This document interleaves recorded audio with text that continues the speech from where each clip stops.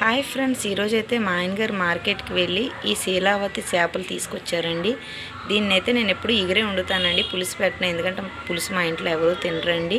కానీ చాలా టేస్ట్గా ఉంటుందండి కూర. మీరు కూడా ట్రై చేయండి. ప్లీజ్ నా వీడియో నచ్చితే లైక్ అండ్ షేర్, సబ్స్క్రైబ్ చేసుకోకండి అయితే మర్చిపోకండి. ఇంకా వంటలోకి వెళ్ళిపోదాం పదండి.